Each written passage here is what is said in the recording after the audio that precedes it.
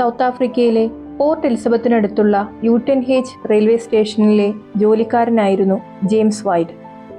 Signal നൽകുന്നതും train സഞ്ചരിക്കുവാനായി track മാറ്റുന്നതുമായിരുന്നു ജെയിംസിന്റെ ജോലി.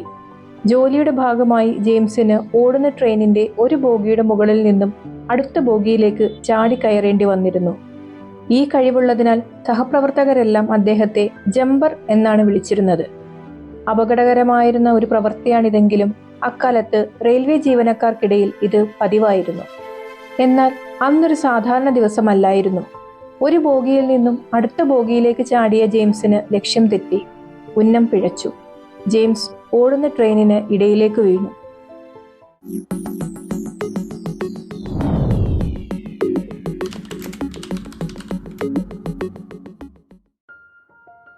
കണ്ണു തുറന്ന ജെയിംസ് കണ്ടത് തന്റെ സഹപ്രവർത്തകരെല്ലാം തന്റെ ചുറ്റും നിൽക്കുന്നതായിരുന്നു. വന്നവരെല്ലാം ആ കാഴ്ച കണ്ട് ഞെട്ടി. ജെയിംസിന്റെ 2 കാലുകളും കാൽമുട്ടിനടിയിൽ നിന്ന് അറ്റുപോയിരിക്കുന്നു. കൃത്യസമയത്ത് തന്നെ അദ്ദേഹത്തെ അവർ ആശുപത്രിയിൽ എത്തിച്ചതിനാൽ അദ്ദേഹത്തിന് ജീവൻ നഷ്ടമായില്ല. എന്നാൽ അദ്ദേഹത്തിന് ഇനി ഒരിക്കലും ആ കാലുകൾ തിരിച്ചു കിട്ടില്ലായിരുന്നു. വളരെയധികം ഇഷ്ടത്തോടെ ചെയ്തിരുന്ന ആ ജോലി ഇനി അദ്ദേഹത്തിന് തുടരുവാൻ കഴിയില്ലായിരുന്നു. അപകടം കഴിഞ്ഞ് മാസങ്ങൾക്ക് ശേഷം ജെയിംസ് തന്റെ മിച്ചമുള്ള സമ്പാദ്യം കൊണ്ട് തടിയുടെ 2 കൃത്രിമ കാലുകൾ വാങ്ങി. എന്നാൽ പോലും പഴയതുപോലെ നടക്കുവാനോ ചാടുവാനോ അദ്ദേഹത്തിന് കഴിഞ്ഞിരുന്നില്ല. റെയിൽവേ കമ്പനി പരമാവധി സഹായിച്ചുവെങ്കിലും നടക്കുവാൻ പോലും കഴിയാതിരുന്ന ജെയിംസിനെ ജോലിയിൽ പ്രവേശിപ്പിക്കുവാൻ അവർ തയ്യാറായില്ല. ജെയിംസ് തന്റെ മുറിയിൽ ഏകനായി തന്നെ ഇരുന്നു. മണിക്കൂറുകളോളം ട്രെയിൻ പോകുന്നതും നോക്കി. അങ്ങനെ ഇരിക്കെ ഒരു ദിവസം ജെയിംസ് അടുത്തുള്ള ഒരു ചന്തയിൽ പോയി. നല്ല തിരക്കുള്ള ആ ചന്തയിൽ കൃത്രിമ കാൽ കൊണ്ട് നടക്കുവാൻ അദ്ദേഹം വളരെ പാടുപെട്ടു. എന്നാൽ തിരക്കിനിടയിലും ജെയിംസ് ആ കാഴ്ച കണ്ട് അത്ഭുതപ്പെട്ടു. ഒരു കുരങ്ങൻ തിരക്കിനിടയിലൂടെ ഒരു കാളവണ്ടി ഓടിച്ചു കൊണ്ടുവരുന്നു.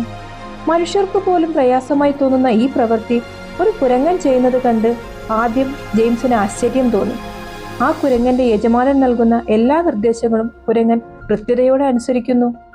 ജെയിംസ് പിന്നീട് ഒന്നും ചിന്തിക്കുവാൻ നിന്നില്ല. നേരെ കുരങ്ങന്റെ യജമാനന്റെ അടുത്ത് ചെന്ന് കുരങ്ങന്റെ വില എത്രയെന്ന് തിരക്കി. ഒരു സാധാരണ കർഷകനായിരുന്നു അവന്റെ യജമാനൻ. ആ കുരങ്ങന്റെ പേര് ജാക്ക് എന്നാണെന്ന് കർഷകൻ ജെയിംസിനോട് പറഞ്ഞു. ജാക്കിനെ അയാൾ ചെറുപ്പത്തിലെ എടുത്തു വളർത്തിയതാണെന്നും അവൻ എനിക്ക് ഒരു വളർത്തു മൃഗം മാത്രമല്ലെന്നും അയാൾ ജെയിംസിനോട് പറഞ്ഞു. എന്നാൽ ജെയിംസ് തന്റെ കാലുകൾ കാണിച്ച് തന്റെ നിസ്സഹായാവസ്ഥ കർഷകനോട് വിവരിച്ചു. മനസ്സലിവ് തോന്നിയ കർഷകൻ ജാക്കിനെ കൊടുക്കുവാൻ സമ്മതിച്ചു. ജെയിംസ് തന്റെ സമ്പാദ്യത്തിലെ അവസാന തുകയും കൊടുത്ത് ജാക്കിനെ വാങ്ങി.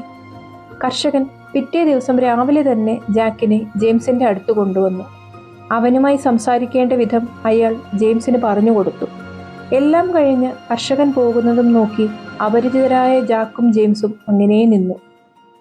തുടക്കത്തിൽ ജെയിംസ് നിസ്സാരമായ നിർദ്ദേശങ്ങളാണ് ജാക്കിന് നൽകിയത്. എന്നാൽ പലതും അനുസരിക്കുന്നതിന് ജാക്ക് വിമുഖത കാട്ടി. എന്നാൽ പതിയെ പതിയെ ജാക്ക് ജെയിംസിനെ അനുസരിക്കുവാൻ തുടങ്ങി. പുഷ്, സ്റ്റോപ്പ് എന്നിങ്ങനെയുള്ള നിർദ്ദേശങ്ങൾ ജാക്ക് കൃത്യമായി അനുസരിച്ചു. ഇതിനൊക്കെ പഴങ്ങളുടെ രൂപത്തിൽ പ്രതിഫലം വാങ്ങുവാനും ജാക്ക് മറന്നില്ല. വീട്ടിലും ജാക്ക് ജെയിംസിന് ഒരു സഹായമായി. നടക്കുവാൻ പ്രയാസപ്പെട്ടിരുന്ന ജെയിംസിന് പലതും എത്തിച്ചു നൽകിയിരുന്നത് ജാക്കായിരുന്നു. ജെയിംസിന്റെ കൃത്രിമ കാലുകൾ എടുത്തു നൽകിയായിരുന്നു ജാക്ക് അവന്റെ ദിവസം ആരംഭിച്ചിരുന്നത്. അങ്ങനെ 6 ആഴ്ചത്തെ പരിശീലനത്തിനൊടുവിൽ ജാക്കിനെ റെയിൽവേ സിഗ്നലുകളിൽ സഹായിയായി നിർത്തുവാൻ ജെയിംസിന് ആത്മവിശ്വാസമായി. ജാക്കിന്റെ മികവ് റെയിൽവേ അധികൃതരെ ബോധിപ്പിക്കുവാൻ ജെയിംസിന് കഴിഞ്ഞു. അങ്ങനെ ജെയിംസിന്റെ അസിസ്റ്റന്റായി ജാക്ക് ജോലി തുടങ്ങി. തുടക്കത്തിൽ ചെറിയ ചെറിയ നിർദ്ദേശങ്ങൾ ജെയിംസ് അവന് നൽകുകയും ജാക്ക് അത് കൃത്യതയോടെ അനുസരിക്കുകയും ചെയ്തു. പതിയെ പതിയെ ജാക്ക് ട്രെയിനുകൾ പോകുന്നതും വരുന്നതും മനസ്സിലാക്കുകയും അതനുസരിച്ച് സ്വയം തന്നെ സിഗ്നലുകൾ മാറ്റുകയും ചെയ്തു.